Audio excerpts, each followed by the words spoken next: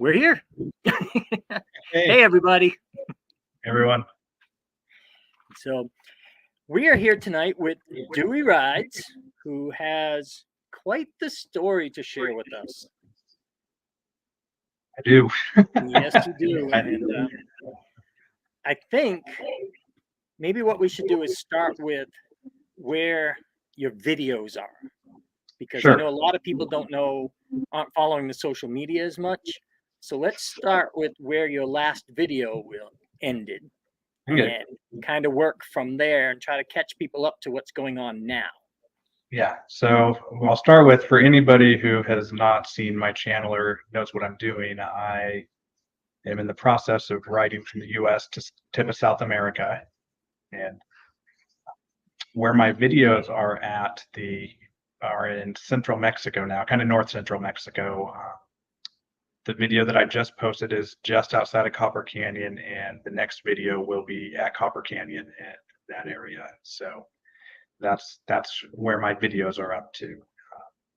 That's not where I'm at. There's quite a leg behind in the time it takes me to film and edit and upload everything. So that the videos now are kind of from we're the end of May or so, Okay. end of May. It's when I was actually there and filmed that stuff. Okay. So, how many more videos you going to have before the event? Uh, there's a lot that's there's a lot there.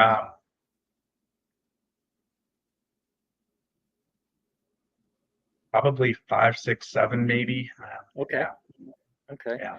And I know I've seen a little bit of the Copper Canyon already. That place is amazing. It Gosh. is it is unbelievable. Yeah, and if anybody has never seen Copper Canyon or anything about it, it is the largest canyon in North America. The only other one that's any bigger in the Americas is in Peru and South America, the Andes. But it's deeper and longer and bigger than the Grand Canyon. So it's a massive, massive canyon. It's That's really impressive. The photos and the videos from Copper Canyon are pretty amazing. And yeah, they are. there's gonna be a couple videos of that are the scenery is just gonna blow people's minds if they've never seen it. Mhm.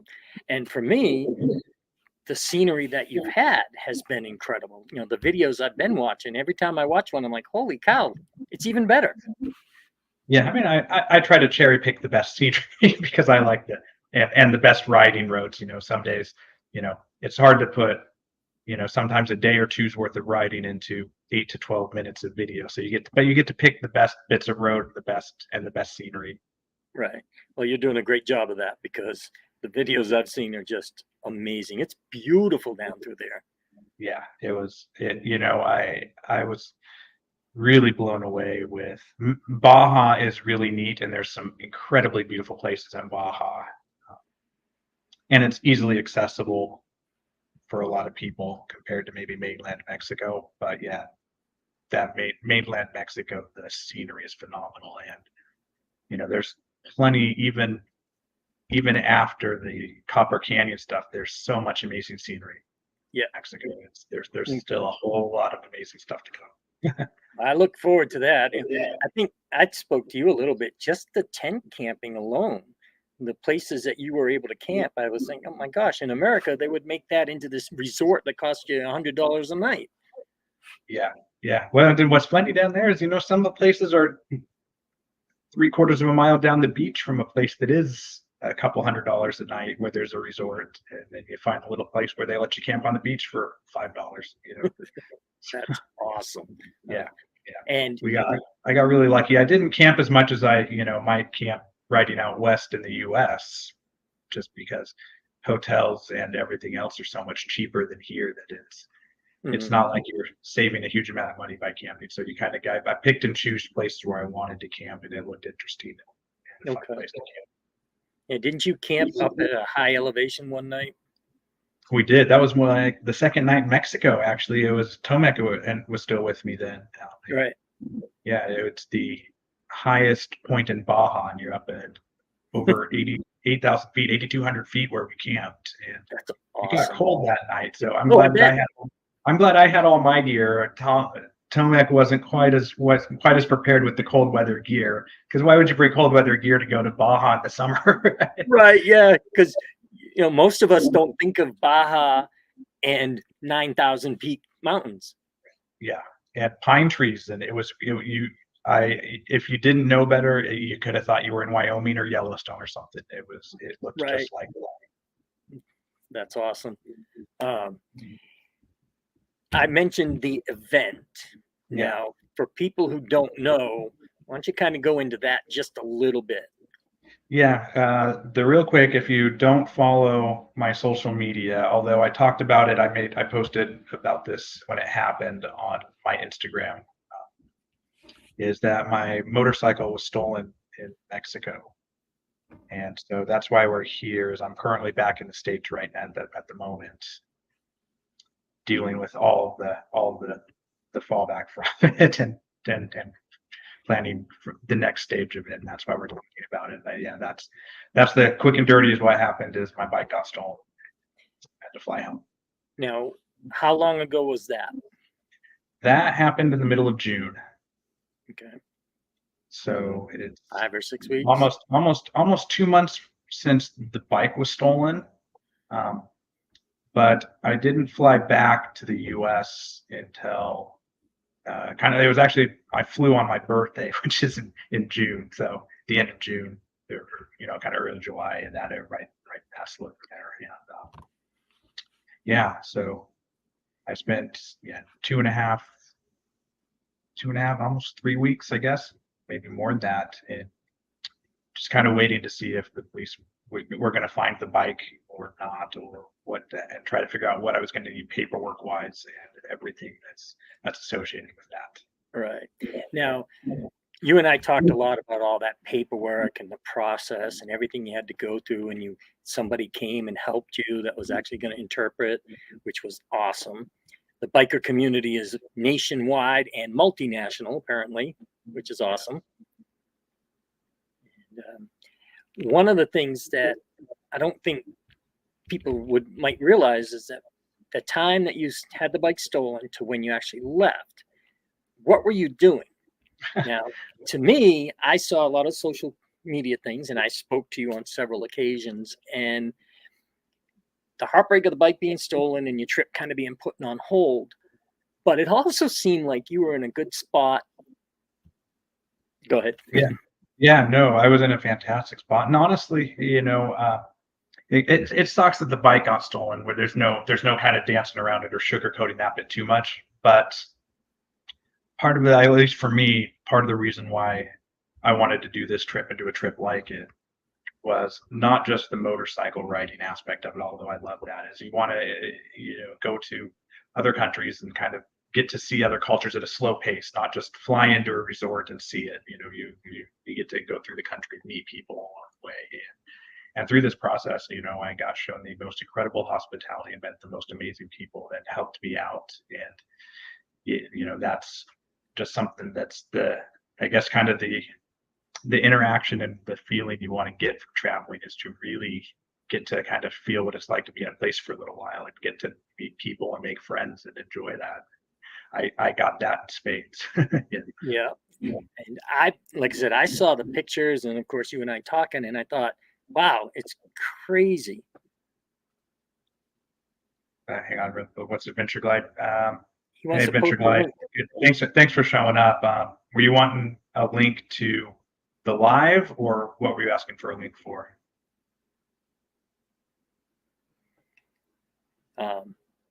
Yeah, while we try to figure that out, because if he's asking me for a link for the live, I don't know how to do that.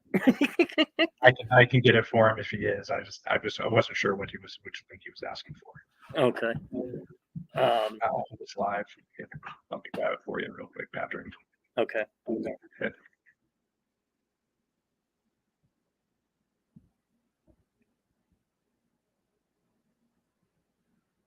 While we're waiting for that, I want to say that, after the bike was stolen, I was so bummed out for you.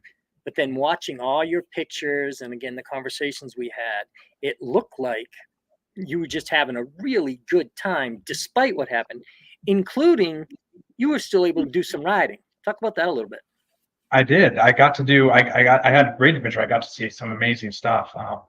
With the when the bike got stolen, this goes back to one of the contacts I'd made earlier, actually in Copper Canyon, and in the next video you'll see where I actually parked next to this motorcycle, and one of the motorcyclists there saw my YouTube channel sticker on the back of my motorcycle, and that night he messaged me and said, "Hey, I was on the BMW parked next to you. You know, do you want to get a beer or get dinner?" Well, we're in the same area. I'm riding. I'm doing some touring in Mecca while I'm down, and so I ended up meeting up with him and ended up staying at his house, which will come, and we went on a ride. He'll be in that when we get there. But when my motorcycle was stolen, he was one of the people that I kind of reached out to and said, at the time, my thought was, okay, the bike's gone. I'll just go to Mexico City and go to a dealer and buy a new motorcycle and just keep going. And so I figured that he would be a good contact to just kind of say, what would it look like to buy a motorcycle in Mexico? And he said, it's going to be almost impossible. You're probably better back going to the US, back to the US. He said, but where are you? What happened? Do you have help? He said, and he said, let me reach out to some WhatsApp groups and motorcyclists that I know, and we'll try to get somebody to help you. And within an hour, I had people writing to where I was at to help me with the police and the paperwork, and especially one of the women who came and joined me at the hotel where my bike was stolen from. And then when we went to the police, she works has a hotel about an hour and a half from where the bike was stolen. So we all rode to where her hotel was. She put me up for the entire time after my bike was stolen until I flew back to the US. And Wow. she was absolutely amazing. She took such good care of me. I'm amazed at how lucky I was to have come across somebody like her that was so willing to help me. And but one of the president of the motorcycle club right there in that small town loaned me a spare little motorcycle that they had, and to use while I was there, so I could get around, run errands, go to the store, and go on rides. And he came by several times. Other people came by. I went on rides with Carla, who was the woman at the hotel. She's a rider, and they made sure that I wasn't bored. If I wanted to go do something, they found a way to go on a ride, and they knew all the places to go. So it was, do you want to go to see this waterfall? Do you want to go see this canyon? Do you want to go see this? Do you want to go see that? And you're like, yes. Yep. So I rode all around. Sometimes rather embarrassingly, this motorcycle was kickstart only. It's quite old, and I'm not a big guy. You can't really tell, and you can probably tell in some of my videos when I'm next to other people. But, I'm not a big guy, and I'm not a heavy guy either. Right. And so kickstarting for me isn't so much of a kick as it is a stand on it jump to try to get enough force into it. Right. So sometimes I had a little bit of trouble starting it, and I'm jumping on it a few times, but which is fine and dandy in a parking lot when it stalls at a stoplight and I'm jumping on it. That's when that's when it got interesting. But yeah, it was fantastic, and I have at least 2 videos that are going to be done from rides on that motorcycle that I filmed. That's so cool. It'll probably be either 2 or 3 videos. It kind of depends on probably how I edit them and how long they turn out and where I decide to do it. Mm-hmm. I look forward to that. And one of the things that I'm just so glad is that you didn't know anybody there. By this time, Tomek had already gone home, and yet you were still able to have a great time even after the bike was stolen. No, I had a great time, and like I said, I've met friends that I consider lifelong friends. I certainly want to go down and visit them again, and see them. It's a very, very neat part of Mexico. The more time, when I was in the same spot, got to go see all these little places. It's stuff that I probably never would have found on my own even with the help of Google and all these other things, because they knew where they were, and and they knew what was in their area. Kind of like, we all know where we live, and we know all the little stuff that you're not going to find on Google to take people to. Right. To go see all that stuff. Yeah, that saying, always ask a local for the best stuff. Yeah. So Yeah. that's This so one cool. about it because, every meal, everything, they would take me to places and I didn't have to make the decisions or try to figure out what it was. They knew where the restaurants were with the good food. They knew the street vendors that had the the good corn or the good whatever and all that. And from there, as much fun as that was, you finally decided I need to go back because I want to get a new bike. How long have you been back in the States now? I'm back in the States just over a month now. Okay. And tell Yeah, everybody what about you've 5 been weeks doing or and so. what you've been So, doing and what you yeah. did, especially. Yeah. So, well, besides trying to deal with a lot of paperwork and a lot of phone conversations that go nowhere with the Mexican consulate and the U.S. embassies and a lot of other places, we'll touch on that a little bit more here in a bit of Yeah. some of the hassle on what happens when your motorcycle stormed in a foreign country. but Yeah. but since then, I've bought a new motorcycle and I've spent the last few weeks just box after box after box of all the stuff it takes to get a bike ready to go do this kind of stuff because they as good as they are out of the box, they're not ready to do this kind of stuff. It takes a lot of work. And So, so of course, the that's next question is, what did you get? what did I get? I got a Honda CRF 250 Rally. Nice. Yeah. Nice. Yeah. Now, I think you said it's in your garage. You can show it to us if you want to take a walk out there. But Yeah. what have you done to it to make it, one, yours, and two, travel ready? The biggest thing is really electrical stuff of all sorts. From being able to charge things to lights, heated grips, GPS, all that stuff that you have to wire into a bike. That takes a long time to do it right, to do it well. Well, it must be very difficult on a bike with such a small front end to accommodate It, all that. it is. It's tough to make it all fit. I spent well, I yeah, I don't know if I haven't seen him pop on here yet, at least in the comments. So if Mike's watching, I went over and I ended up taking over Mike's garage for 5 days or something. Even when I had all the parts, I was just collecting parts. And I Right. went over boxes of it. It still took me 5 days to do everything because I spent a whole day basically tearing the bike down far enough that I could find a place to fit the small fuse box because I don't like to splice into factory harnesses unless it's Okay. absolutely necessary because that's a potential failure point down the road. And you break all the weather sealing and all that stuff when you start doing that. So I try my very best to absolutely avoid that at any cost. And so I have a fuse box that is wired directly to the battery and then with a relay that's plugged into an accessory port that was already there.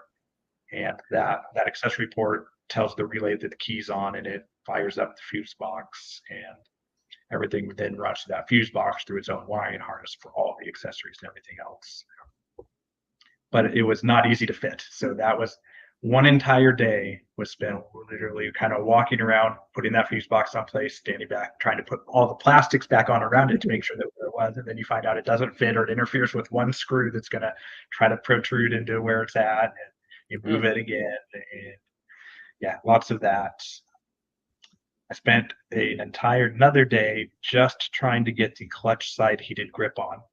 So I got Oxford heated grips, which um, have a hard plastic tube that everything is there. Yeah, and I got to respond to the comment. Hey, Mike and Tracy. Yes, it was definitely Tracy's garage that I took over. So thank you very much for not giving me too bad of a time for making you park your car in the driveway while my bike took your garage over. I really do appreciate it. Before you go on, I got to ask, what year is this Trans Am? It's an '89. So I don't know if you know this about me. I have a 1990 Camaro. Okay. Yeah. And Mike, who's been in a lot of my videos now, he did the BDR with me, and he's been in a bunch of other ones that Oh, I've yeah. done. We met a very long time ago because we both have the same car. And we were in the same car club. That's how we ended up meeting. And then the motor, and then as things went on, we have a lot in common with our careers and the things we do, and then the motorcycles.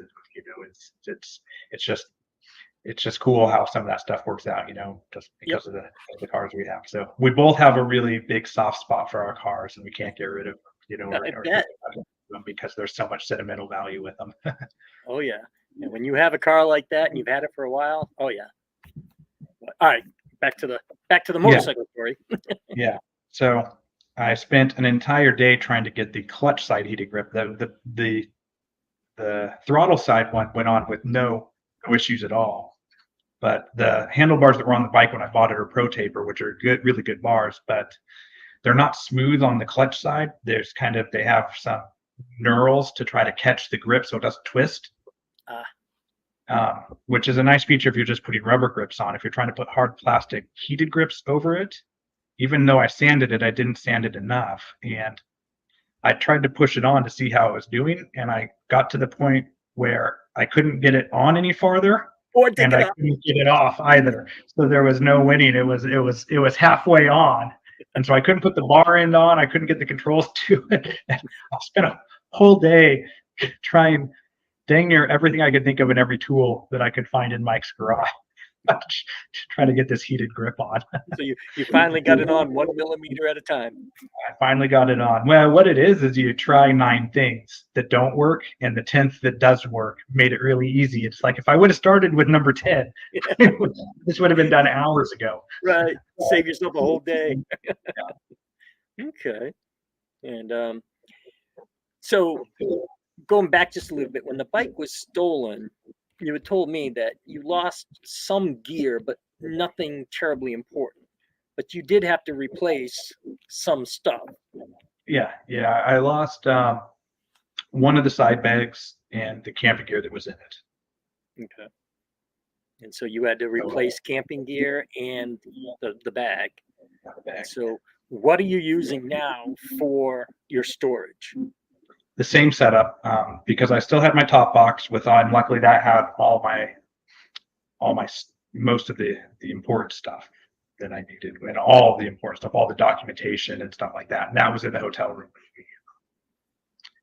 But and I had one of the Moscow bags. So I talked to Moscow Moto, and they got me all of the individual pieces that I needed to use what I had and make it fit on a new bike with what I did. So okay, well that's good.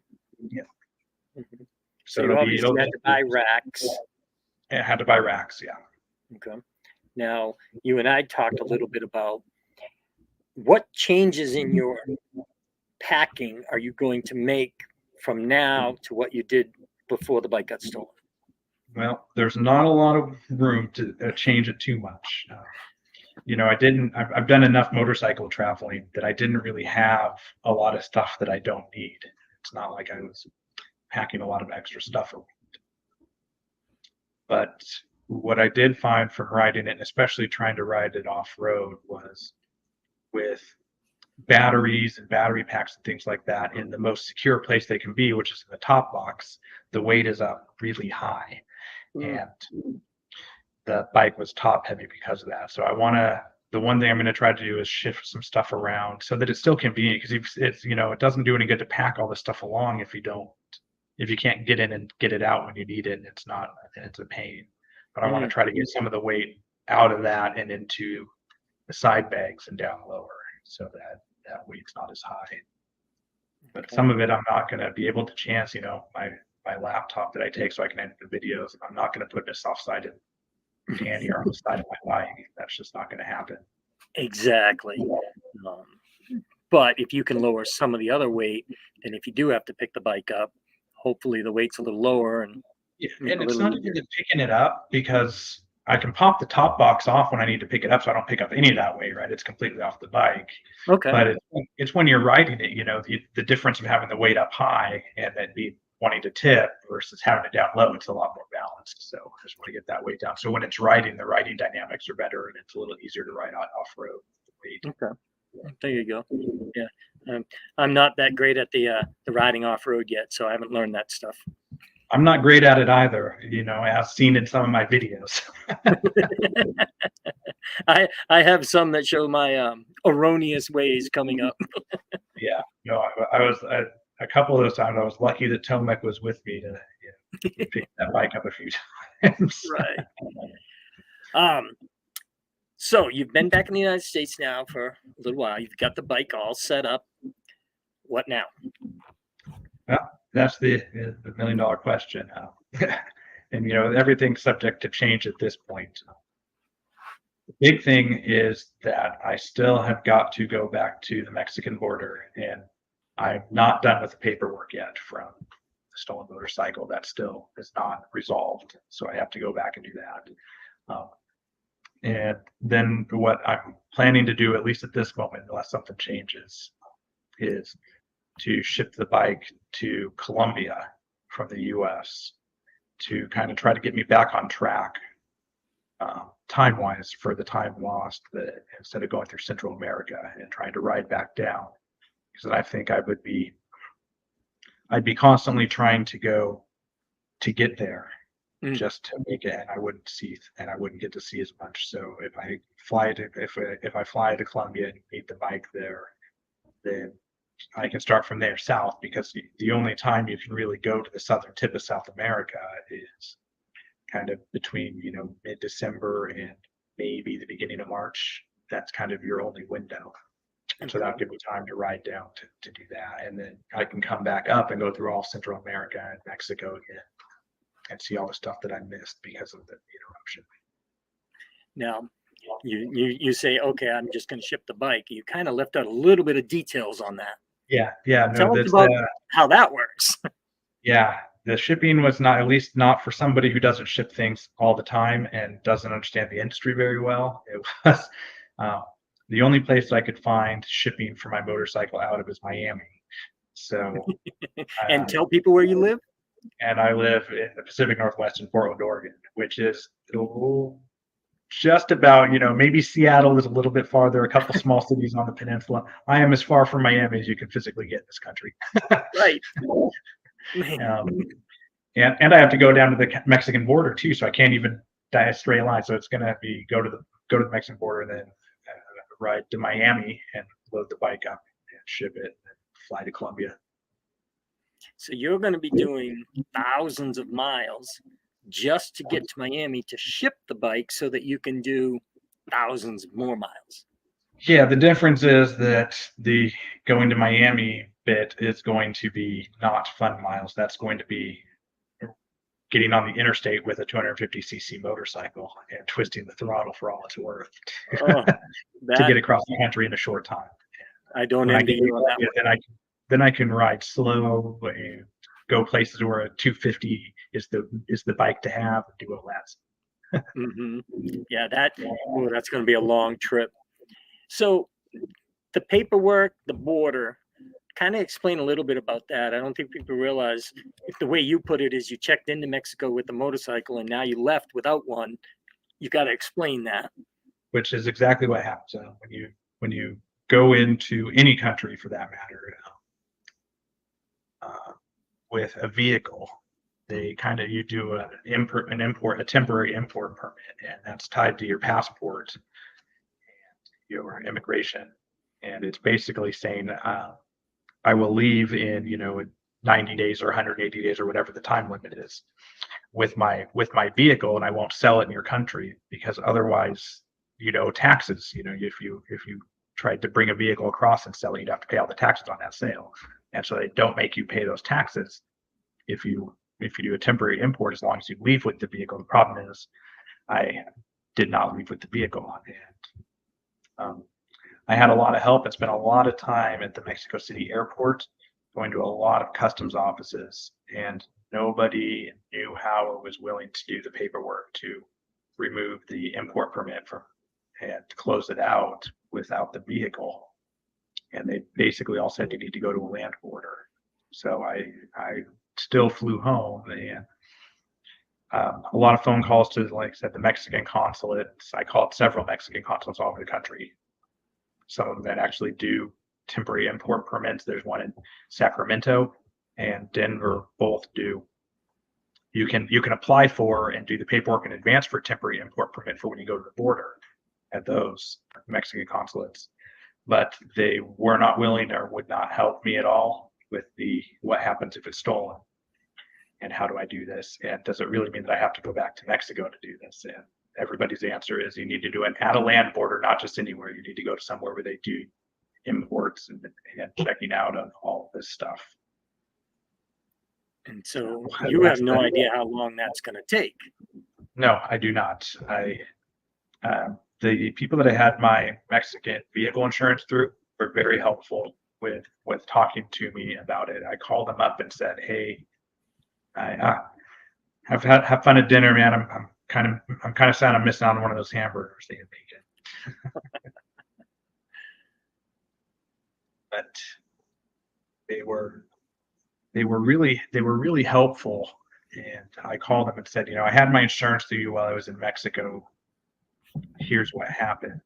And they did a bunch of research. They called contacts they had at the actual underwriter company in Mexico and talked to some managers there about it and what paperwork was involved and where it can be done. They also called some people who had policies with them that had vehicles stolen in Mexico and said, "Hey, you went through this. We have another customer going through it. How was your paperwork handled? Where did you handle it? How did it go?" And they all said basically is you have to go back to a land border where they do this. You can't do it anywhere else.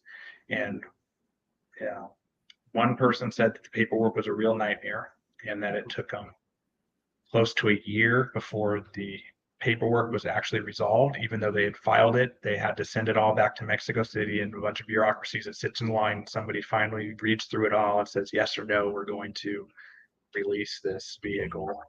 Holy crap. But the other people said that they got there and in 4 to 6 hours, it was all resolved and everything was taken care of.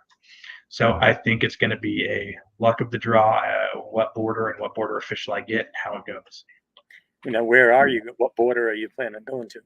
I'm probably going to go to one of the big ones because my theory on it is that if I go to a big border, they're going to have more people who have dealt with more and more likely to speak English because my Spanish is not good enough clearly to do legal documentation. Okay. So about the limit of it is I can ask if a hotel room's available and I can order some food. That's well, yeah, but you know what? That's kind of the necessity. So that's okay. Yeah. But yeah, so I really don't know what's going to happen. So I'm going to probably ride to Southern California. It makes more sense for me with the people that I know and places I can stay and see and all that I go to Southern California and do that, and then just blast across, Arizona, New Mexico, Texas, Louisiana, Mississippi, Alabama, Georgia, Florida, the whole run or whatever I did, or whatever that looks like to blast across the country. But I don't know how long it's going to take me at the border. So. Now, do you have a date of when your bike needs to be in Miami? No, not yet. I can nail that down within about a week of when I actually need to be there, which is about what's probably going to take me to ride from there to Florida anyway. So about the time I'm ready to leave there, I'll get in contact with people. Okay. Now, didn't you tell me that just putting the bike in Miami and having it shipped isn't the end of the story? No, nothing's ever the end of the story. Yeah, I have to. Yeah, hi Eric. What's up, Eric? Yeah, I need to be in Miami for 10 days, maybe more. It's a long process that I have to be there to go through paperwork, more paperwork. That's Bob says. The red tape is terrible. It's terrible in Mexico. It's terrible in the U.S. It's everywhere. As many miles as you do is how many pieces of paper you have to fill out. Pretty much, yeah. So I'll have to be in Miami for 10 days to 2 weeks probably to get the bike ready to go and shipped. And then finally restart the adventure, I guess. Okay. Well, when you're in Miami, maybe you can get a vehicle or something and explore the Everglades. I've been there. It's pretty awesome. Yeah, I don't know. I'm going to, when I get there, I'll find out, can I start the process and can I use the bike for a few days in the process or up this all too? So if I can ride around for a few days, there's some things that I wouldn't mind doing one there. Right. Wow. That it sounds like such a mess just because some guy decided he wanted your bike. Yeah, yeah. I mean, it is. It's yeah. It's like so many things. It's not the person who does it that has all the fallout of it. It's the victim that it gets piled on all this paperwork, all this bureaucracy, all this time.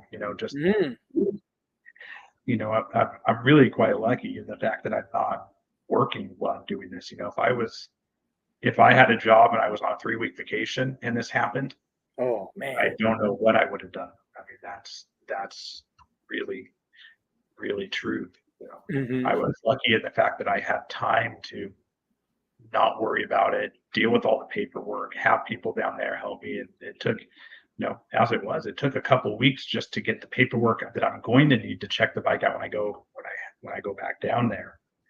And you'd be in a really tough spot if you had to be back from work on a specific date and this happened. And then to try to deal with the aftermath, you don't have the time. I'm able to make the phone calls and spend the time during the day when things are open and people are answering if they answer. Right.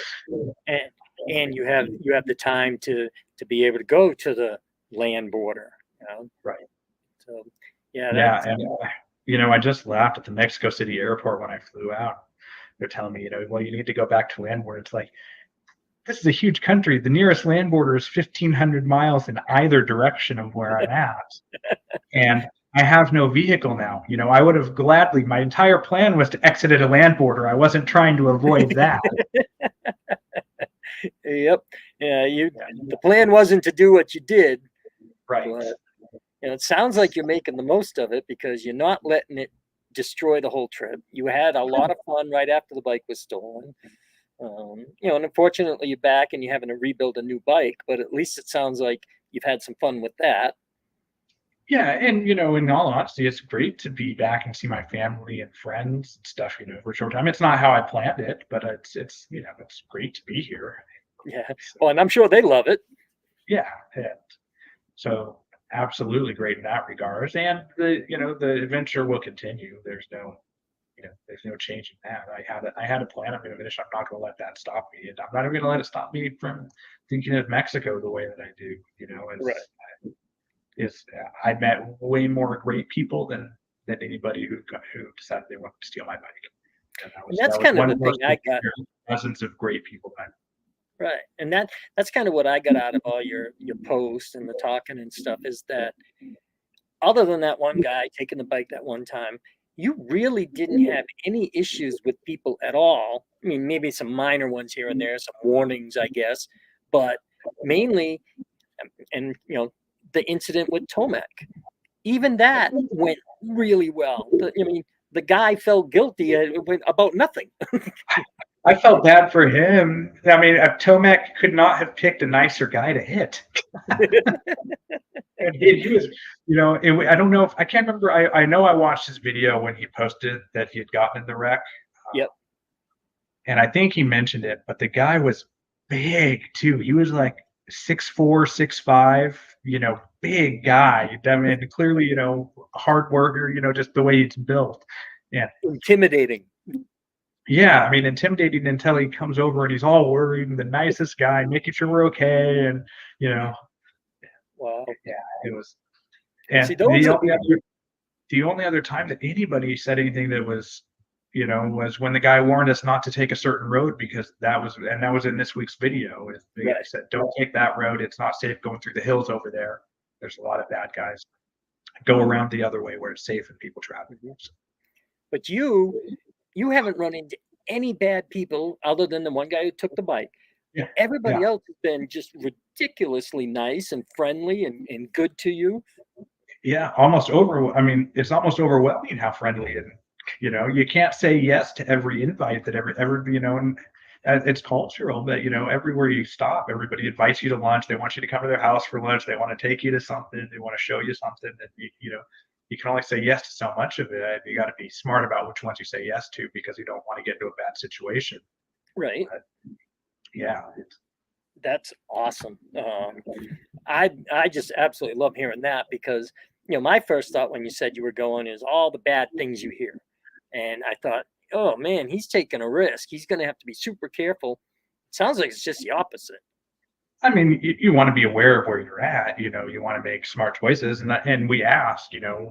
When we were in Sinaloa, and we got into a hotel really late because we had taken a ferry, and there was no way to not ride at night when the ferry drops you off at 10 o'clock at night. Then you have to do all the paperwork to get off, wait in line, and all that stuff. So Hmm. we had to ride at night. And we were hungry, and we asked the lady at the hotel if it was safe to walk, to the restaurant if she had a recommendation. She just kind of laughed and said, "Of course it's safe. When you get to the restaurant, there's families and kids, and it's it's just what you'd expect. Right. It's like any city in the U.S. There's places where you're not going to want to walk at night. There's places where it's completely fine. Hmm. And you kind of try to get a feel for the neighborhood that you're in and the city that you're in, and as long as you're in, as long I figure, when people are out with their families, you're going to be fine, right? Hmm. You just go to places where other people are at, and where other people are going to be, there's safety in numbers everywhere you go, no matter where you're at. Well, and you just mentioned that there's a lot of places in this country that you don't want to go at night. You don't want to go alone, whatever. And even the bike being stolen. I mean, anywhere in this country you could have parked the bike and had it stolen. It's not just a Mexico thing or No, and even there's probably places where it was more likely in the U.S. than where I was at that it would have happened. There's certainly, you know, at least here, Seattle is really bad for bike thefts. I would not park my bike on the street in Seattle. And, I didn't even park my bike on the street in Mexico. I was in a hotel parking lot that was supposed to be gated and locked, and it wasn't. It's gated and locked to that night, and somebody was able to push my bike out. So, that's yeah, that's something I don't know. Other than asking better questions and be more aware. I should have gone out and looked before I went to bed, and it was 10 o'clock and the gate wasn't closed or something. Gone to the front desk and asked them about it. But right. now I know to be real careful about that stuff. Well, speaking of that, what have you done to try to protect this new bike from having the same thing happen? Yeah, I mean, well, one is I've got to be more aware, right? That's where it starts. It's no gadget, no nothing is going to fix that. You've got to ask better questions. I got to be more aware of what the condition is when I go to bed, especially. It's one thing if I'm sitting in the hotel room and can hear stuff and see and go out and check on it now and again. But when you're sleeping, there's a long time to happen. So do that.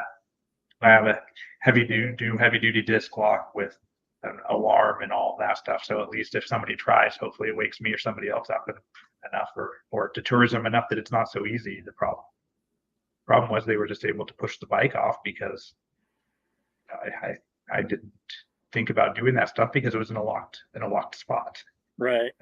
that nobody Yeah. else could get into, and that wasn't the case.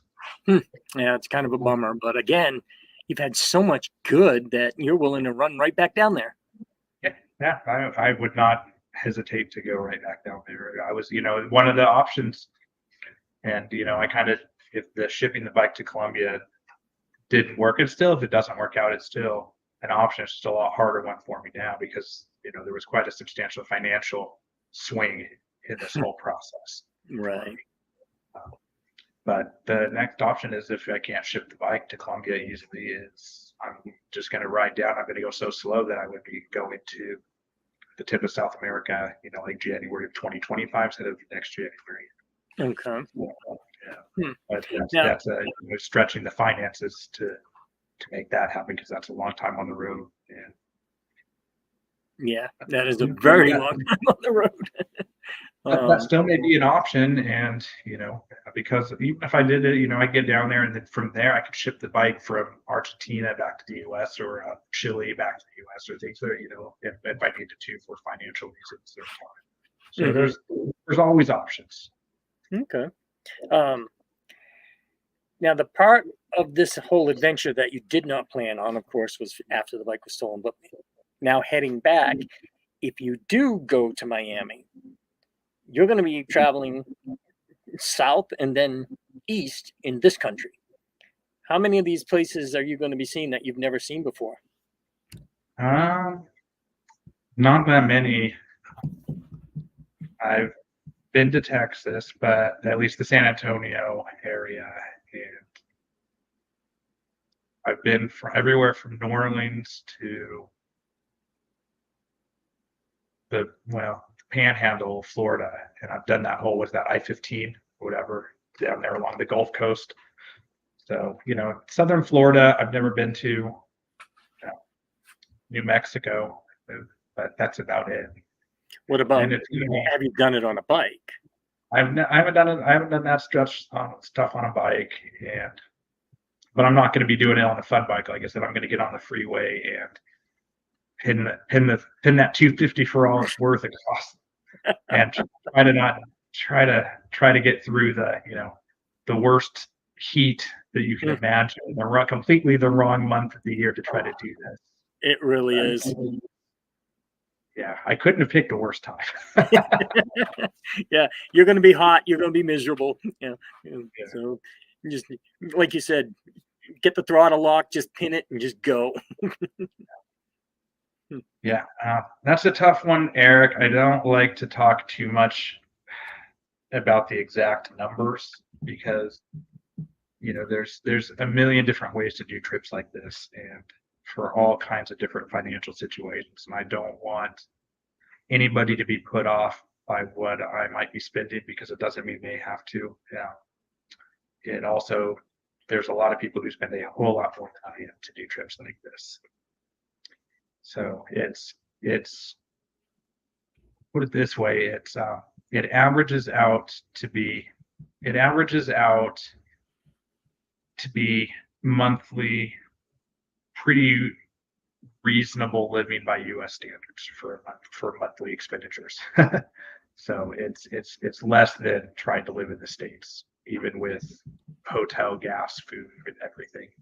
And I actually since I've been back, every receipt, every cent that I spent from the time I crossed the Mexico border until I got to the hotel where I stayed at for the 3 weeks because she wouldn't accept any money from me to stay at her hotel. So I didn't count that time in because that would have skewed the budget. And I came in actually about 30% under what I had hoped to spend on a daily average. Now, there's going to be other countries that are more expensive, Costa Rica, Argentina, are a couple that your costs go up while you're in those countries because they're more touristy, everything's just a little bit more expensive. But there's going to be countries that are going to be less than that, Bolivia, Peru, probably places are going to be really probably even lower. So I think it's a reasonable average, and I was surprised to see that I was coming in under budget. So that makes this next half of the trip, plannable and doing the timeline that I want to be able to still see a lot of stuff, knowing that I can potentially tighten that budget. I could even tighten it more. I wasn't really spending a lot of time trying to save any pennies or, try to do things budget. I would just kind of find a hotel that was reasonable for me and was what I thought a nice, comfortable hotel. I could start doing more hostels, bring that budget down. I could start, kind of picking and choosing where I stay to find a little bit better deals. So, there's ways to do it. Is there plentiful camping available? Like we had talked earlier that in some places you just chose to camp because it was beautiful, but the hotel prices really weren't that expensive. So most of the time you said, we'll just stay at the hotel. As you go further, do you think there'll be readily available camping to save money, or are you still going to try to basically do what you're doing, camp 1 or 2 nights, hotel the rest? Yeah, I'll probably camp. The hard part about it is it depends on what you want to see. Yeah, if you want to go see some of the bigger cities and stuff, and the museums and that stuff, is you're not going to be camping in a city center. Yeah. But there's certainly plenty of campground type stuff and places to camp. That's not going to be an issue. The harder part is going to be as I kind of get into different weather patterns too. The ease of that and the suffering of it changes. But I think as I get farther south into places in South America, I think the camping options become more because you get a lot more wide open spaces. They're more for the outdoorsy stuff, Patagonia and stuff like that. I think that's where the camping will be a lot more prevalent. Okay. southern Mexico, that strip in Mexico and Central America is pretty dense population. There's just, so there's always kind of another small town or another something with a hotel or a guest room coming up. I mean, that's great that it actually costs you less than you thought it would. And that just increases your ability to keep this going despite everything that went on. Yeah, I mean, if I hadn't been under budget and I had spent, my kind of daily maximum that I was hoping for every day, it would be probably pretty tough I would have had to be a little pickier on the bike I picked to try to maybe find something a little more budget oriented, and maybe had to tighten up on some choices and make some tougher choices on compromises to still make the trip happen, but not okay, do it this way. Okay. And we can all follow along on your social media and your YouTube.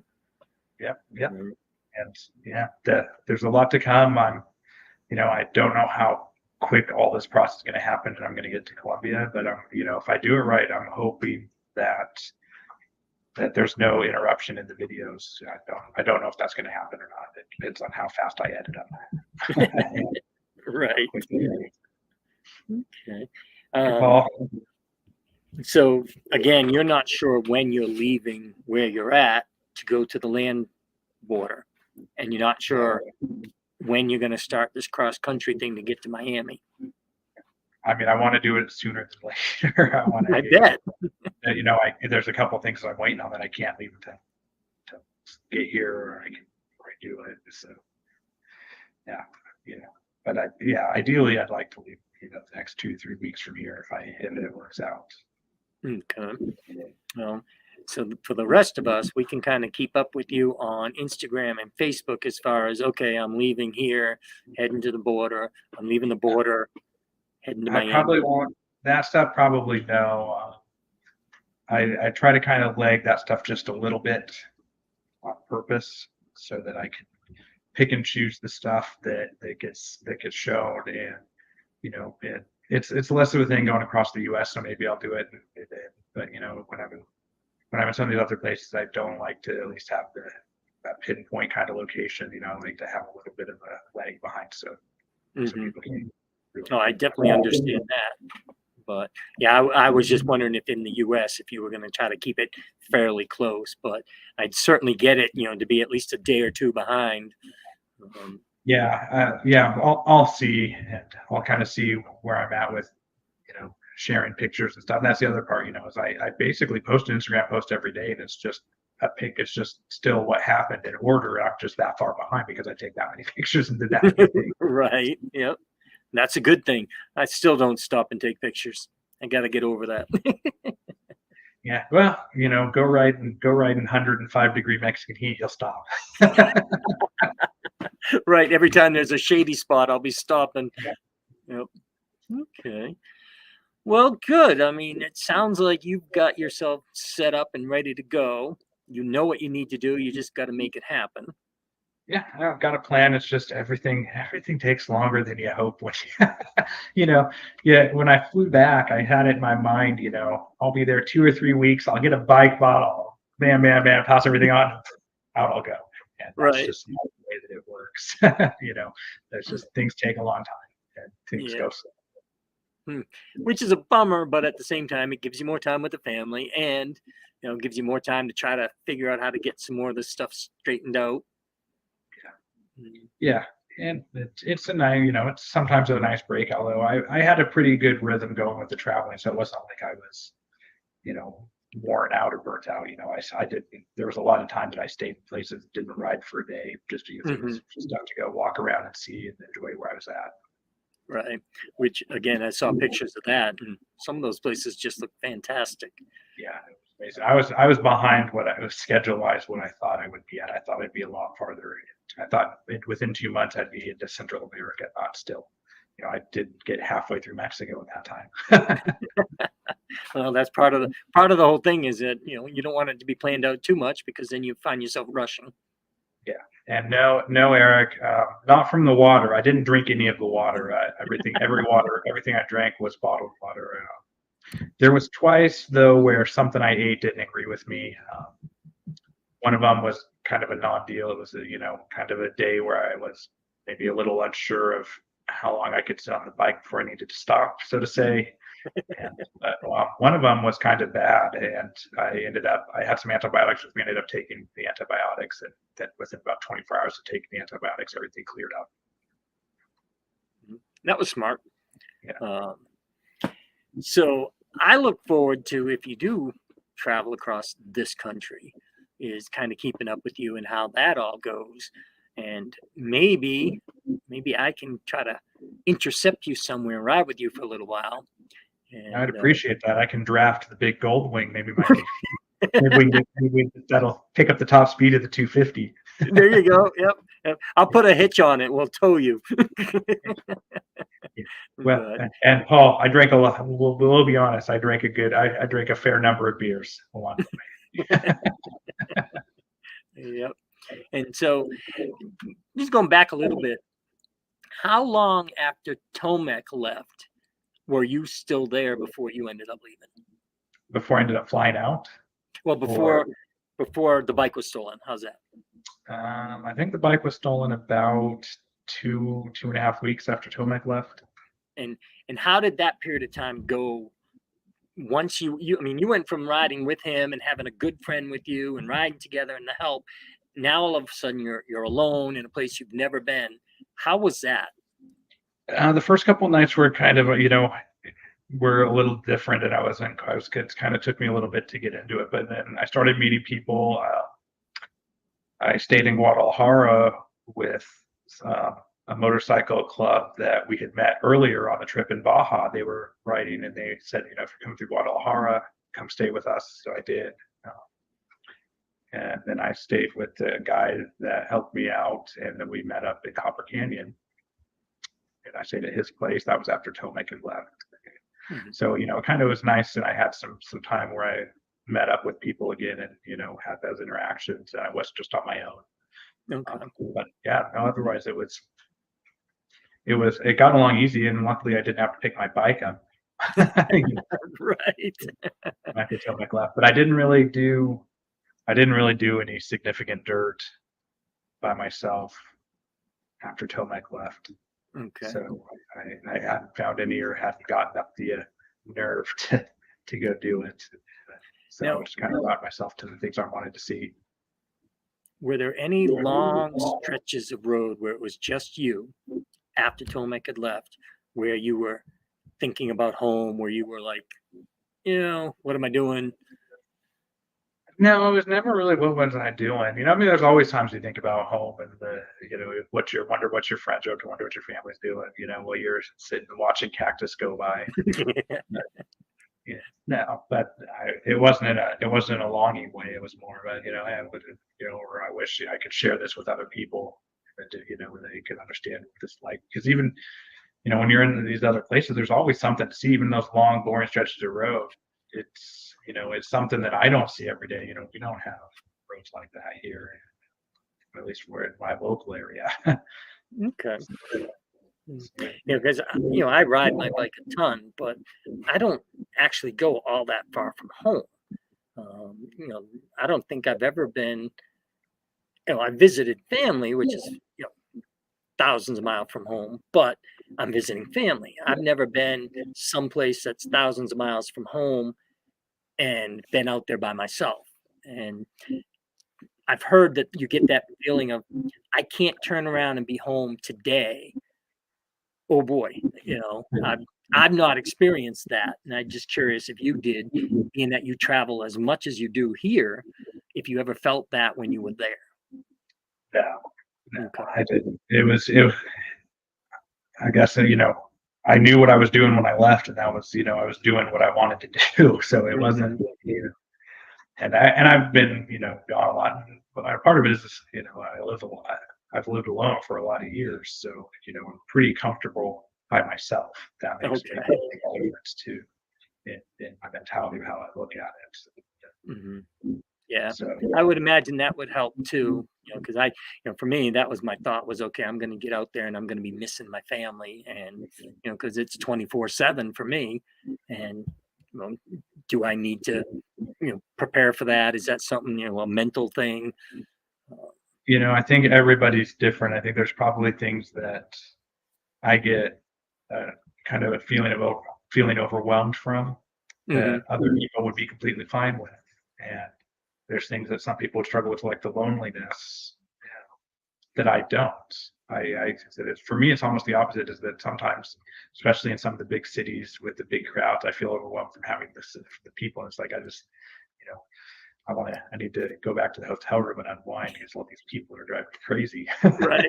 Yep. And that would me too. I'm not a person that likes big crowds and stuff. For like the little moto meetups and stuff, I kind of get used to it, and I really do enjoy it. But yeah, if it's just crowds of people that are there because it's just a crowded place, yeah, I'm not big on that. Yeah, I mean, sometimes it was fun. One of the, and I'm not a crowd person, but there'll be video of it when I get there. There's a town called San Miguel that I went through, and I got there on a Sunday night in Mexico. The Sunday nights are kind of it's a big thing. That's when there's always something going at the square. They always have a band going. Everybody goes down there. So I walked down to the big town square to the gazebo. There was a band going. There were thousands of people in this square. Everybody's dancing. There's people everywhere. There's vendors. It was just chaos. But it was so fun to I found a spot to sit on a bench and just watch it all in full, Nice. enjoy it. I bet So, that would be enjoyable. Now, to John's question, you may have missed it. If if Dewey crosses the country, I do think I'm going to try to meet up with him and ride with him at least part of the way, because he's going to be heading down to Miami, and my mom is kind of on the way. And actually, Dewey and I spoke about it. He's got a friend that lives fairly close to my mom, so I might try to catch up with him and ride with him for a while down into Florida. yeah, the question is, John, now that you are a seasoned motorcycle traveler, having done the van trip and gotten over your multi-day trip hang up, are you going to come meet me somewhere if I go? Ah, there you go. You're on the spot now, John. Yeah. You brought it up. So, yeah, I mean, I don't know really where else to go from here other than to say, if you do come this way, I'm looking forward to trying to catch up with you and ride with you. Yeah, I don't know what my route's going to look like. I don't know what my timing is quite yet, but we'll certainly keep in touch. And hey, anybody else, if you're somewhere between California and the East Coast, let Yep. me know. And you want to meet up with Dewey and ride with him a little bit, buy him a coffee or something. He's gonna be traveling alone all the way across this southern part of the country in some serious heat.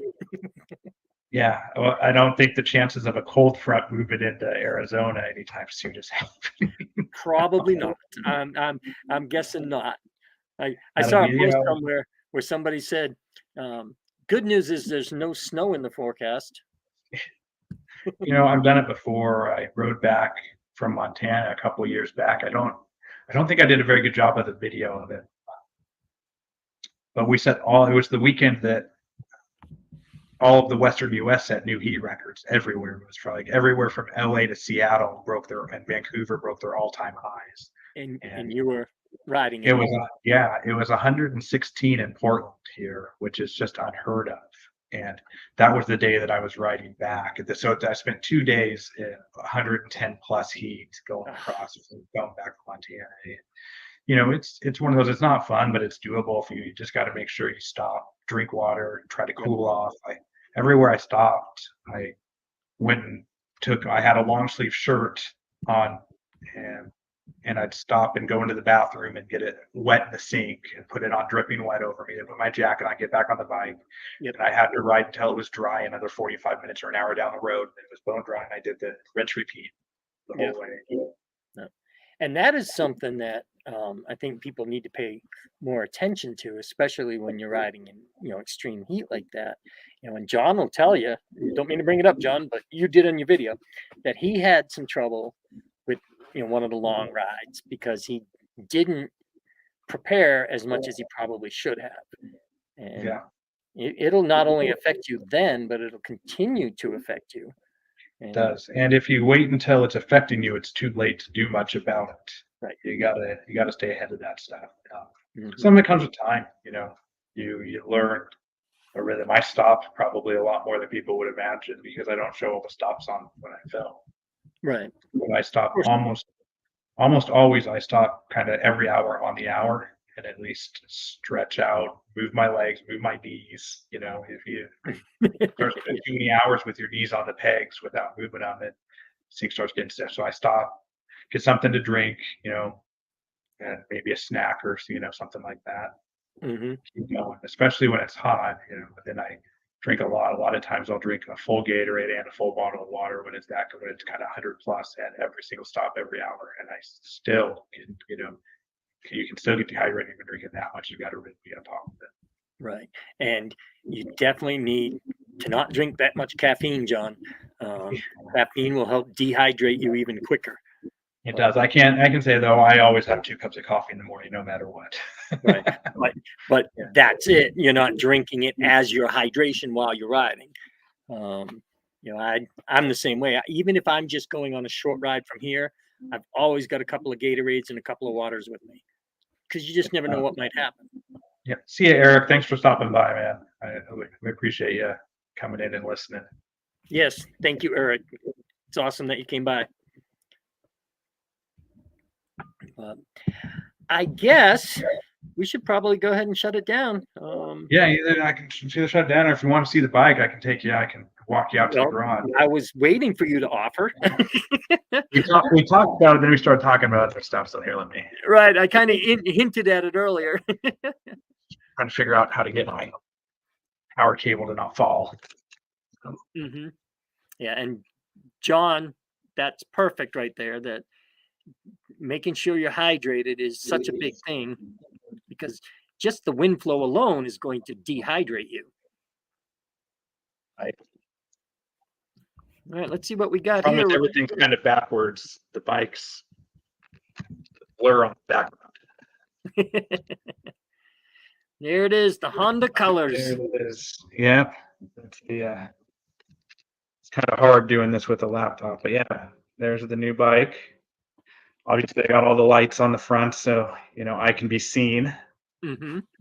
Just like my other one in that regard. And other than that, you don't notice a lot. That's the kind of the bummer of it. You spend a bunch of money to make it look good, and there's that. Yeah, there's all my stuff from coming back. I had to buy that suitcase to get everything back with me on the airplane. Oh, no kidding. Yeah. Okay. Well, that's going to be the little bike that could, right? Yeah, that's the plan. See you, Jack.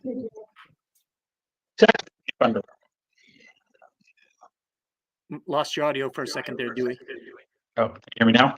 Yep. Okay. No, it's actually quite fun to ride. It's just not fast. Right. Yeah. And it's super lightweight, I'm sure.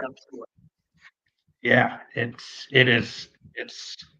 It's not significantly lighter than the DR was. The DR is a pretty reasonably light bike, and yeah.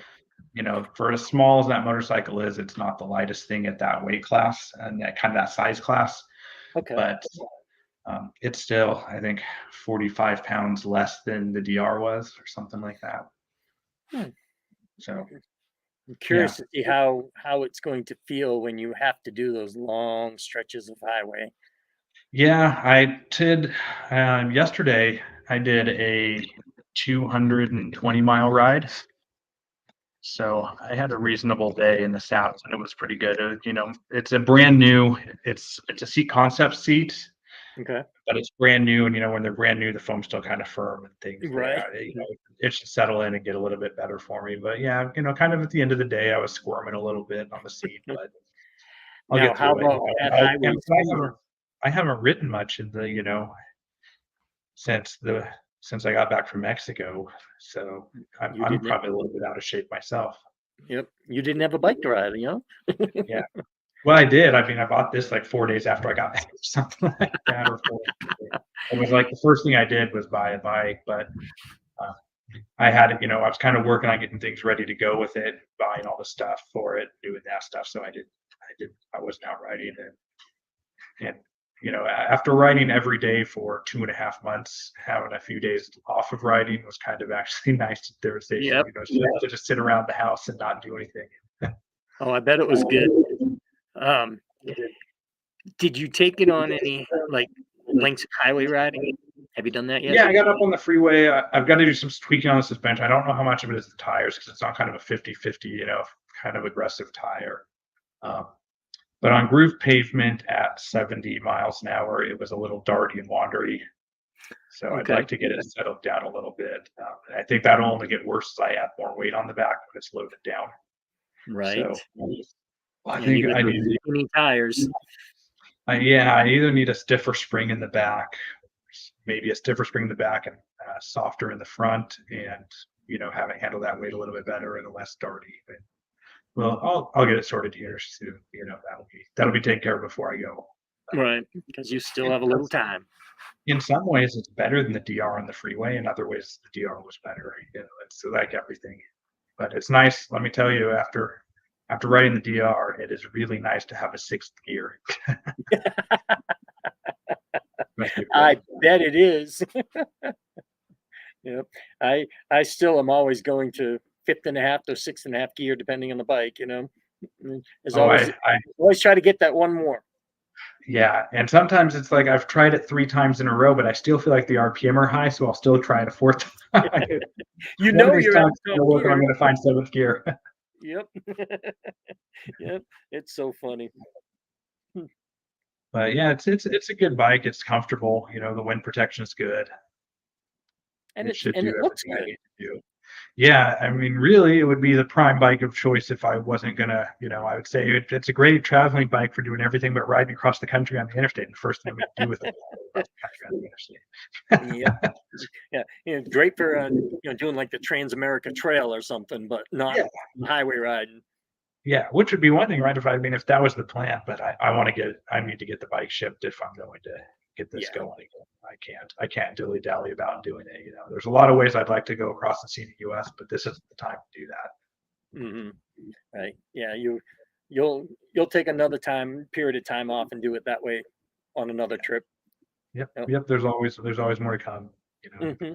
I want to get back at this because if I wait too long, I might, decide to do something else. And who knows if I'd ever revisit doing something like it again. So Yeah. And you put a lot of time, effort, and planning into doing this, so you want to continue it. yep, yeah. And like I said, other than one guy in Mexico that I've got a beef with, I had such a fantastic time. I'm looking forward to continuing. Hmm. Yeah. I'm looking forward to seeing you continue it and seeing the pictures and all the fun you have and the people you meet. And Yeah, yeah. I'll keep sharing it. For as much as I want to share it with you guys, it's a great way for me to have a record of it and see all that stuff and be able to look right. at it, rewatch it, all that. Yes. And, I think that's why a lot of us do the YouTube thing is because we want to record it for ourselves, but also for others. But mainly, I think with me, you know, that's why I don't have a ton of subscribers because I record them for myself for later. Yeah, most the same with me. Actually, I'll give John his shout out. Me and Road Reality were talking earlier this week. Check out his channel, link in the description. But we were talking about that. It was my views on my last few videos have just been kind of declining. It was like, maybe I need to do something different, but what do I do different? I don't want to change it because I'm doing the stuff that I want to be able to rewatch. If I was chasing views and chasing subscribers and things like that, I'd be doing gear reviews and how-tos, not just recording myself riding every day. Mm-hmm. It's more of a travel login for me to have a memory of all these places. And that's it for me. Every once in a while, I think the same thing. Okay, I could try to do more to try to build up the subscriber count and all that. And then I think, I really don't want to put that much effort into it. I'm doing this for me. Yeah. I put a lot of effort into my videos because I want to put a lot of effort into it because I want to watch them and enjoy it. But I don't put a lot of effort into trying to think about what's going to get views. I think there's a big difference. Yep. Yep. And I'm the same way. I'll spend a lot of time editing and stuff, but I don't necessarily prepare ahead. I don't, do all the YouTube, the intros, and all this stuff that would probably help. And you know, maybe someday I won't be so lazy and I'll put some effort into it. But if you put the effort into it and it doesn't work out, then you start having that YouTube depression, as I call it. Right. Yeah. And if you're worried about it, you're always going to be worried about it. How big is enough? How many is it ever going to be enough? Right. It's that whole Right. game. And Hell's on Two Wheels. That's exactly it. Do it for me. And I keep telling myself that somewhere out there's a market for seeing people who just are filming what they're doing and in a real way that's not sensationalized, that's not dramatic, that's not filmed and edited to try to fabricate drama that's not there. Right.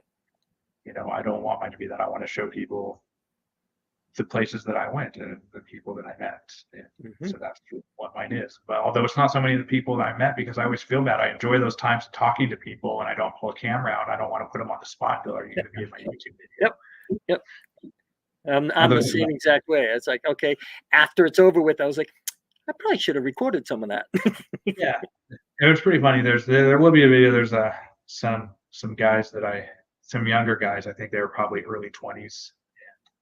I stopped on the side of the road just because I hadn't seen shade in a long time, and these four guys with their little motorcycles were sitting in the shade, and I was like, "This is a good spot to stop and get water. I'll go say hi to them and see if I can sit in the shade with them for a few minutes." Right. And they were super nice. They ended up wanting me to ride into the next town with them, and I did. And we stopped and got kind of ice cream snow cone things together, and they showed me the main square. But they were super excited that they're going to be on YouTube. That's awesome. About it. So that's the generational thing, is they were super excited about it. Some people I guess I just don't feel like I don't want to ruin the moment by pulling out a camera. Right. Yep. And I think that happens to me a lot too. Is I might even think of it when I'm there, like, oh, this would be a good time to have the camera out, but I don't want to ruin the moment and I don't want to change it. But Scott, the GoPro issues are something that we've all been through a million times, and you'll figure it out. I still go through them all the time. You can, again, Road Reality hears me. I message him all the time, and we talk about this. And I'll be like, I tried to record something, the remote didn't work. I thought I had it filmed, and I don't. And half of it's GoPro problems, half of it's user error. I'm bad about figuring out when my batteries are going to die, and then they die at the worst time, and I don't realize they're dead. I don't record something. I find out that, at the end of the day that the battery had been dead and I didn't have it. Yep. I think for me, the worst thing about when the battery's going dead is I'll turn it on and I'll look and it comes on. Okay, I'm good. And then it shuts off like 10 seconds later and I don't realize it. Yeah. It's an ongoing thing, Scott. You just end up getting used to it. You just got to kind of find what works for you, and that's the best that I can advise. And I keep working on trying to find what works for me the best, and it changes all the time. Yep. And you're gonna miss some things. You're never gonna get it all. Right. You just gotta be okay with it. I think that's the thing for me too, is I try to always come up with something a little different, maybe a little better. And then I look at the video and like, nope, never doing that again. And then a month later I do it again because I forgot. And sometimes just try things. I've tried some different things, and it seems like it doesn't really matter what I do. The results are going to be what they are. People are either going to watch your video or they're not. And the fewer of them that watch it, the less YouTube shows it to, and that's the way it works. Exactly. And you can fight it, and you can worry about it, and go through the analytics, and try to do all this stuff to make it, put out more. It's just going to give you a headache. Yeah, and the way that YouTube works, the algorithm. Even sometimes the other day, the video that I did, not this week's, but the one before that, I thought by all statistics it was doing fantastic, but that's because the only people that ever saw it were the people who normally watch every one of my videos and the subscribers, so they all watched a lot of it. It had a really good, view time and click-through rate. I have no idea why YouTube would share with anybody else. Yep. Yeah, and that's the thing. You never know what's going to go and what's not. I think I was talking to John as well, Road Reality, and he said something about he's got this video where he just kind of threw something together about fixing a lawnmower, and it's a huge video. Like, He messaged me last night. It crossed. It's his most watched video now ever. yeah, isn't that 60 something? 60,000 views or something on the motorcycle. So yeah, we'll start plugging mower reality. Link in description. Mower reality, right? But Paul, I kind of agree. I rode with Adam Sandoval in Florida early on his trip, and same thing. I did record just a tiny bit, but only because the guy next to me was recording, and I thought, okay, I'll do that when he was actually at the bike talking about it. But I really didn't do much because I don't feel like shoving a camera in a bunch of people's faces. Yeah. And Adam would be used to it because when I'm talking to a 94-year-old man in the middle of Mexico on his horse, I don't want to be shoving a camera in his face. That's just enjoy those experiences. And I have them up here. Right. Now, I don't know if we ever talked about this. Do you keep a log in any way other than the videos? Yeah, I have like a paragraph or two summary from every single day on the trip that I have for myself. Okay. Don't hold your breath for a novel or a memoir. Right, but that's not what it's for. No, I have it for myself. Yeah, Roger and I have talked about this. I still don't do it, and I really need to. But he did it on some of the trips that he and I went on, and every once in a while he'll pull it out and he'll read like one line, and that one line will bring back the whole day's worth of memories, and it's awesome. And I think that if you're a traveling person, that's a great idea. I tried it on some of my early trips back, with a paper journal and a pencil. Yeah. And didn't do it. I'm not somebody who writes much. I'm not a write down type of person. So I've struggled with it, especially on, stuff where it's just 2 or 3 week trips. Right. To do that, or to get the motivation to do it. On this one, though, I knew it was kind of, I hate to ever use the term once in a lifetime because I don't think anything ever is. I hope this is just one of the many in my lifetime types of trips like this. Right. But I know it's a big enough thing that I can't remember every day individually because they're just going to run into each other. And and I wanted to be able to have that. So I've purposely made myself do that. So I have that. Mm-hmm. And that's, again, you may do another trip. You could even repeat this exact trip, but every day is going to be completely different than it was the first time. So to have the different journals, the different writings, just to kind of remind you, okay, on this day, this is what happened. And oh yeah, then all of a sudden you remember all the other things that happened. Yeah, and almost all of mine have a person from that day that it kind of left an impression on me or something. Mm-hmm. Whether it was somebody at a restaurant, somebody I talked to at a gas station, somebody at the hotel, somebody I met. There's always kind of something. Everyone I've met. There's the stuff that you don't see that's never going to be in any of the videos. It's not going to be on Instagram because I have no pictures, no record of that. But some of the most amazing people you met. Tomek and I met him. He was a really young guy. He's fantastic, but he was riding his pedal bicycle from Tijuana to Cabo, so going from the most extreme on either side of Mexico all the way on his pedal bike and it's going to take him like 2 years to pedal bike. He's going all over Mexico on his pedal bike. Just super nice guy, super excited to meet other people traveling, and whether we're on motorcycles or bicycles, right? There's a lot of similarity there. Right. What we're doing, and we're kind of all at the mercy of the weather and what it does, and where we're at. And it was just a fantastic time. And he doesn't speak any English. Our Spanish was terrible, but kind of with people around us who kind of understood a little bit and translated back and forth in the Google machines doing their thing. Well, that's cool though. And yeah, he's super excited. I follow him on both Instagram and Facebook, and he was so excited. He got a sticker from both Tomek and I. We gave him a sticker, and he was so excited. He went right over and put him right on the front, right on his bike. And so every picture now I see on him that he posts on Instagram, my sticker is right there on the side of. Oh, that's awesome. It's neat to meet people that are excited about what you're doing, and you see something that I'm going, man, that's some. I think to myself, that's a lot of dedication. That's super cool what he's doing. I'm not I'm not that hardcore. I'm not going to pedal bike across the country the size of Right. Mexico. Yep. I'm not going to There's pedal no bike. way. I'm not going There's to pedal no way. bike to the grocery store, let alone across the country. Same here. I got bikes hanging up there, and I think they've been hanging for years. But Smyrna Cowboy, it was such a last minute thing that I finally decided to go up to Van that I didn't get there until Saturday morning and ended up leaving Sunday morning, of course. And so, yeah, it did kind of stink. I ended up not being able to meet you. I didn't get to see Bob Nelson again and quite a few others that I'd hoped to meet when I was up there. But because I had some things going on here, I didn't leave till early Saturday morning. And unfortunately, I missed a lot of people. Hopefully next time I'll get there and be able to do the whole trip. Yeah, isn't that funny? Yep. And my wife doesn't go on the trips with me, so I have to kind of remember them myself. Yep, that's a good one. And then Paul. Exactly. Yep. He's so right there.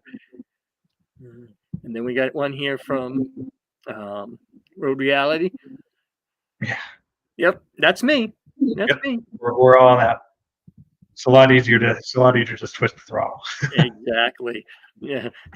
And hell's onto his wheel. That's exactly how I feel. Yep.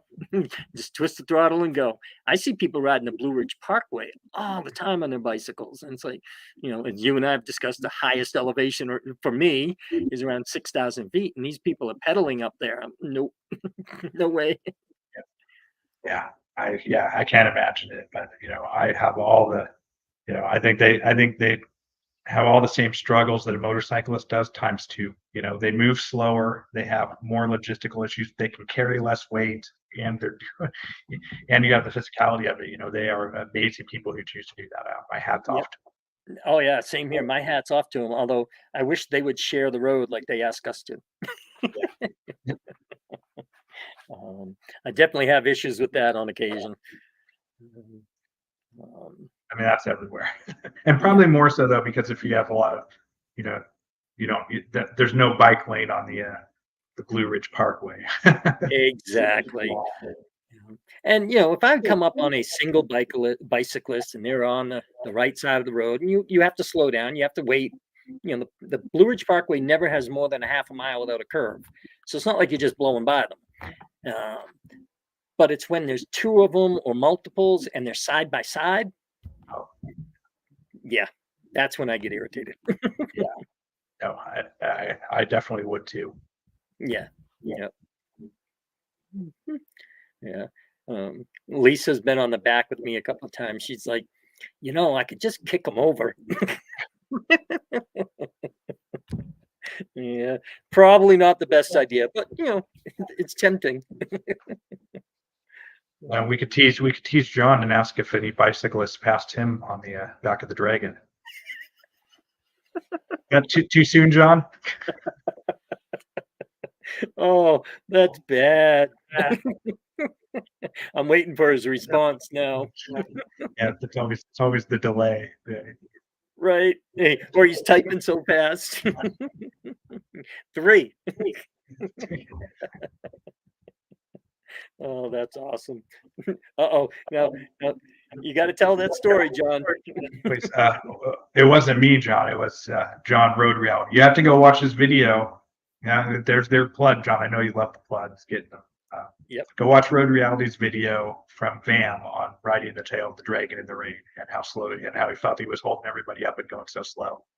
Yep. Yeah, he thought that he was keeping everybody back and that he was so slow that people were mad at him. Well, that's one thing about going to these moto meetups. He soon found out that people are a lot nicer than you might think they are. Most people are pretty decent, especially when you're out group riding a motorcycle. See, I expect any group ride is going to hopefully be going probably slower than I would go by myself.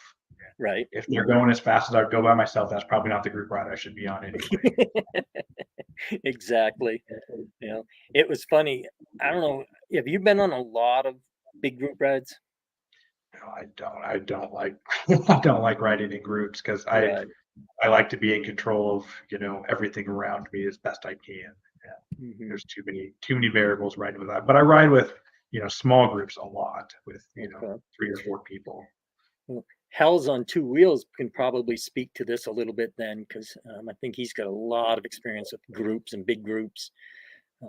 I don't have that much experience with larger groups. I ride with 2 or 3 people often. Um, but when I went up to the OWN meetup, they had the group ride. I want to say it was like 30 bikes. So it's not a huge group, but it was big enough. And it was the first time I was ever in a group ride where they actually had 3 different leaders that were spread out within the group. They had the leader at the front, then they had another leader after, I don't know, 5 or 6 bikes, and then they had a third leader after another 5 or 6 bikes. And what they said was the first group, they're going to go a little bit faster. The second group is kind of maybe a medium, and the third group would be the slower ones. And that was the first time I'd ever experienced that. And I had so much fun. I loved every second of Yeah. it.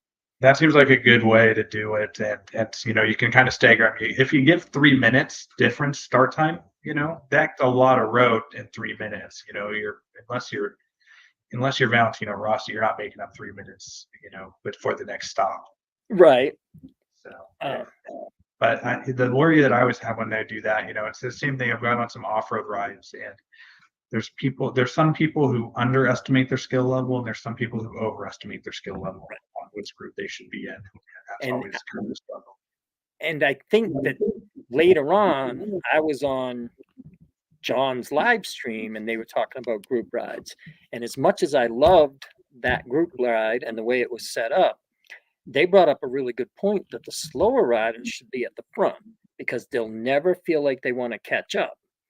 And the better riders should be behind them because, well, nothing, being a better rider doesn't mean a faster rider.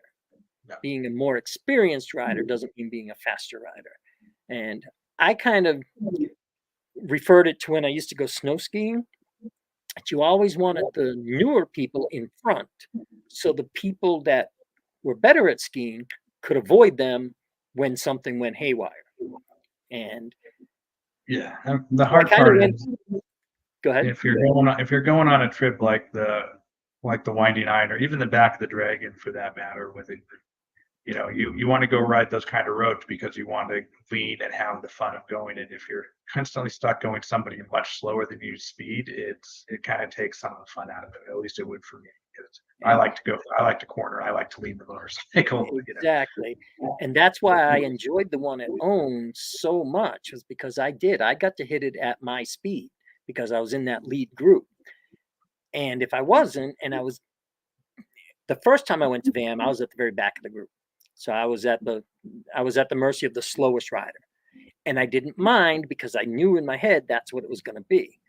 But like when I went to the Ohio Windy Nine, I don't know when I'll get back there again. So I really wanted to ride those roads. And it worked out that I did. So I'm still, and Hell's on Two Wheels got their post there. I'm still curious as to, what's the best way to do a group ride like that. Yeah, I think it's always going to be difficult, especially on a road that like the Back of the Dragon or the Windy Nine, or Beartooth Pass, or any number of those big destination roads where people will want to go all sorts of various speeds, and there's all sorts of various skill levels and experience. And Mm-hmm. it's tough to try to do that in a group. At least the fast riders are never going to be going their full pace that they would probably do it by themselves. Right. If you're in a group situation. Your slow riders are probably always going to feel like they're holding somebody up at some point, no matter how you do it.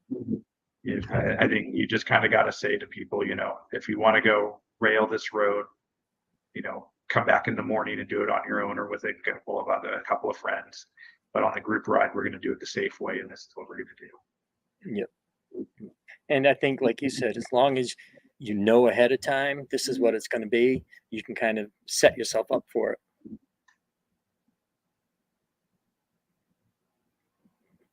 Where in Ohio are you? I should know this. But so you obviously know where the Windy Nine is, and I did the Triple Nickel and some of the other Windy Nine roads, and it was fun. Absolute, had a blast. But like I said, if I was in a group ride and I was at the back of the group, or it was a real slow group, I don't think I would have enjoyed it near as much. Yeah. And especially if you knew that you weren't going to be able to ride them again or ride them again soon. Right. Yeah. And I have no idea where Xenia is. Yeah, I don't know any. I'm a West Coast kid. Yep. It's probably not all that far from me, but I don't know. Okay, so it's just outside of Dayton. That means anything to you?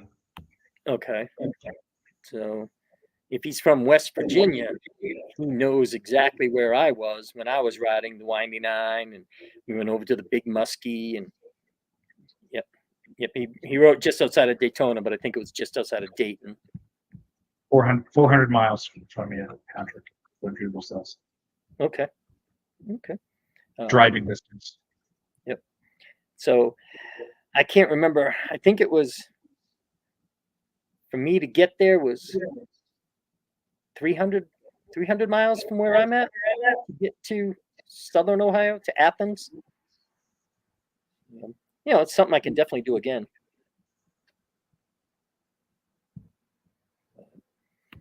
Beautiful area in the southern part. I've not been anywhere other than that in Ohio, but that part that I was in Southern Ohio near Athens was beautiful. I'd go back. You come to the East Coast, Dewey, you can ride some of those roads. Yeah, I don't think I'm going to go as north as Ohio. That would be, I'd be doing, by that time, I might as well do a Four Corners ride. Right. Yeah. You'd be zigzagging the whole country. Yeah. If I went that far north, I would be doing a Four Corners ride, because I'm in the northwest corner. I'm going to the southwest corner, go to the southeast. and you're going to be hitting the southwest corner to go to the land border. So yeah. You'd only have the one left. You got to go up to Maine. Yeah, another time, another trip. That's it. Yep. Yeah, you do this again sometime and spend, months just in this country, zigzagging, hitting all the cool roads, all the cool stops. You could spend a lifetime. I've ridden a lot of miles, and I have just scratched the surface. I still find new stuff every time. Yep. Heck, I've ridden a lot of miles too, and I'm still finding stuff that's close enough that I can get to in a day. Yeah, just the first ride I did on the new bike on the Honda. I went up with Mike and we did some dirt roads up in the Mountain National Forest. And when I had been on before, we ran into a couple other guys on dirt bikes up there, and they gave us a suggestion for a road back to the kind of where we were going. It was a different one than we did before. So, just went and did another ride. It was a really nice spot. Wouldn't have known it was there. And right. Yeah, I did something similar, and I actually did it by myself, which I never do. One of the roads that I ride fairly often, there was another road where the gate was usually closed, but it was open. And I said, what the heck? And I went and I got myself into some stuff that was way more technical than I'm used to. And I ended up getting in my own head and losing my confidence and everything and stressing myself out for no good reason. But yeah, that was that's 30 minutes away. Yeah. Well, I've been watching the recent videos that you and riding between the lines. Is that right? Riding the thin lines. Riding the thin lines. Yeah. Yep. But you were saying, you were riding that something or other 250 or 150 or the Tail Chaser 250 which only has 142 miles on it. But it was, it looked like you were finding a bunch of new places that were right where that you'd never ridden, and it was really, really good riding. Yes, it was. And, that's one of the things now that he's got an adventure bike again and we're out doing this stuff, we are finding so many of these places that are close by that we didn't even know were here. So he calls them the backyard 150s, and he's going to do a series on all of these that we can do right in our backyard. Yeah. That's perfect. And then if you get bored with that, you link a few of them together and find a place and find some campsites or something. Yep. They can link a couple of them and do. Already working on that. There was a series we did, Martha Sundquist State Forest, which was a bunch of roads and campsites and stuff, and we're close at it. See ya. Yeah. And See I ya. want to string them together with some other tracks that go out further west. I just have to go ride them to see if they're doable. That's in the plan. Yeah. Yeah. Always more to see. Yep. So, all right, bud. I think we should call it a night. Yep, I think so too. So thank you everybody for coming and listening to us yammer on and on and on. But we did start yammering after a while, didn't we? yeah, but hopefully people got some interesting stuff. And if you have any questions, shoot me a message. I can go a little more in depth than I was willing to go in maybe some of the gear and packing and all that stuff. And yeah, as road guys, smash that like button. Yep. Thank you. And yeah, Dewey Rides on all the social platforms. So find him, ask him your questions, look for his pictures. Cool stuff. Yeah, well, thanks for having me on, and thanks for chatting, Patrick. It's always fun to talk with you. I really I enjoy it. Maybe too much. That's why it went on so long. But yes, I love catching up with you and being able to chat. And so thank you for coming on and spending some of your time with us. Yeah, and hey, hopefully after I know all about international shipping, we'll do another one of these and we can talk all about what shipping's like. There you go. Yes, that'll be very good. I would like that. And I also will want to know more about, your trip across country, Yeah. across this country. Well, I'm hoping that you'll be in my video so about my trip across the country. So hopefully that works out. As long as you let me know a little bit ahead of time, I will meet you somewhere and I will ride with you. Yeah, I'll let you know as soon as I have an idea of my route and my time and when I'll be there. Okay. Yep. And we'll get some videos of us riding together. That'll be different. Yeah, that'll be great. Yep. I'll watch the Goldwing go off into the distance. Yeah, I'll stay behind you. How's that? Like I said, I need you in the front for the draft effect. Right. Yeah, when we're on the highway, right? All right, folks. Well, Paul, I'm glad you came back just in time to say goodbye. Yeah. Thanks, Paul. Thanks for hanging out for as much of it as you did. You were in here pretty early with a couple other people. So Yep. And thank you so much for putting up with us for this long. So, all right, folks, have a great night, and thanks for coming by. see ya. See ya. End broadcast.